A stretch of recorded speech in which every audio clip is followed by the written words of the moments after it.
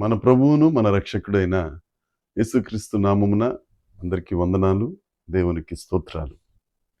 సర్వకృపానిధి అయిన దేవుడు, సర్వశక్తిమంతుడైన దేవుడు మనలందరినీ ప్రేమించి మన బ్రతుకుల్లో ఇచ్చిన మరొక నూతన దినమును బట్టి సమస్త మహిమ ఘనత ప్రభావములు యేసయ్య ఒక్కరికే చెందునుగాక. ఆ ఉన్న దేవుడు అనుదేవుడు ఈ నూతన దినములో మనకు అనుగ్రహించిన దేవుని యొక్క వాగ్దానము కృపావార్త. విలాప వాక్యములు 3వ అధ్యాయము 57వ వచనము. నేను నీకు మొరలిడిన దినమున నీవు నా యొద్దకు వచ్చితివి, భయపడుకుమి అని నీవు చెప్పితివి. దేవునికి స్తోత్రం కలుగునుగాక, దేవునికి మహిమ కలుగునుగాక. ప్రభునందు అత్యంత ప్రియమైన దైవజనాంగమా, మన దేవుడు మన మొర ఆలకించే దేవుడు. మన దేవుడు మనలను భయపడవద్దని ధైర్యం కలిగిన ఆత్మను అనుగ్రహించే గొప్ప దేవుడు. మనము నిరాశలో నిస్పృహలో ఏమీ తోచని పరిస్థితులలో ఉన్నప్పుడు ఆయన వైపు చూస్తూ ఆయన మీద ఆధారపడి ఆయనను ఆశ్రయించి మన మొర ఆయన సన్నిధిని చేరినట్లుగా పశ్చాత్తాపపడుతూ దేవుని దగ్గర నీవు ప్రార్థించిన ఎడల నీ మొర ఆలకించే దేవుడు.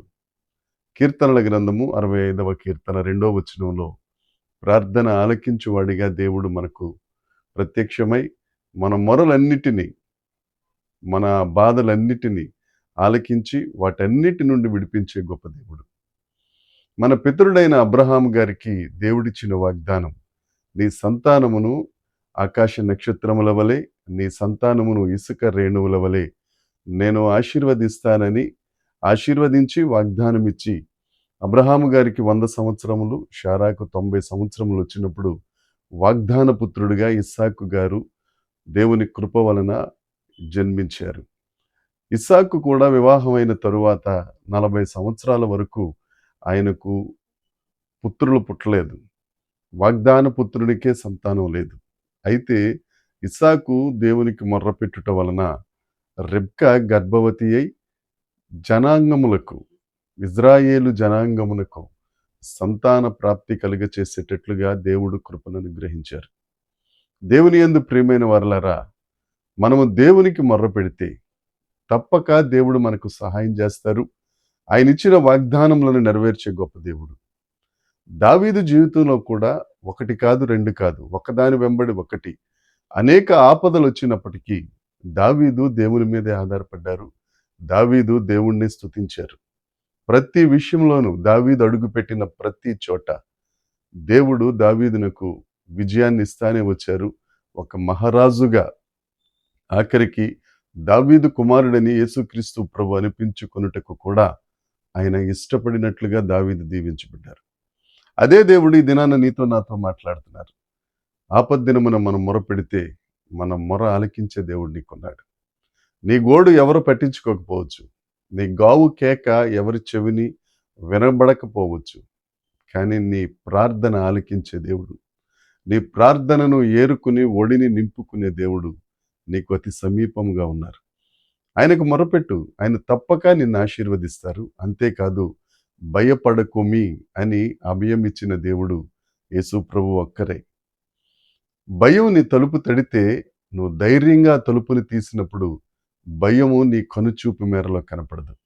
యేసుక్రీస్తు నామమున ధైర్యమును పొంది భయపడక ఆపద్దినమందు దేవునికి మొర్రపెట్టు, దేవుని చేత ఆశీర్వాదములను పొందుకో. ఈ దినమంతా ఈ వాగ్దానాన్ని చేతబట్టుకుని, ఈ వాగ్దానాన్ని వల్లిస్తూ, నాకు మొర ఆలకించే గొప్ప దేవుడు ఉన్నారని ధైర్యంతో నీవు నీ జీవితమును ముందుకు సాగించు. నిశ్చయముగా ఆశీర్వదించబడతావు, అనేకులకు ఆశీర్వాదకరంగా ఉంటావు. దేవుడి మాటలు దీవించునుగాక. ప్రార్థన చేసుకుందాం. పరలోకమందున్న మా తండ్రి, పరిశుద్ధుడా, కృపగలిగిన దేవానికి స్తోత్రాలయ్యా. ఆపద్దినమున మా మొరను ఆలకించే దేవుడా, భయపడవద్దు అని మాకు అభయం ఇచ్చిన మా తండ్రి, ఎంతమంది అయితే తండ్రి ఆపత్కాలంలో ఉన్నారో, ఆపద్దినాలలో ఉన్నారో, అపాయకరమైన సమయాలలో ఉన్నారో, వారు చేస్తున్న మొర మీ సన్నిధానమునకు మీరు చేర్చుకున్నందుకే స్తోత్రం.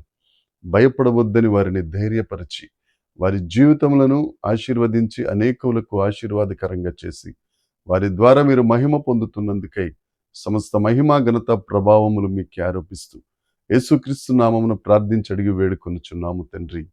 ఆమేన్. దేవుని కృప మనందరికీ తోడై ఉండునుగాక. ఆమేన్. ఆమేన్. ఆమేన్.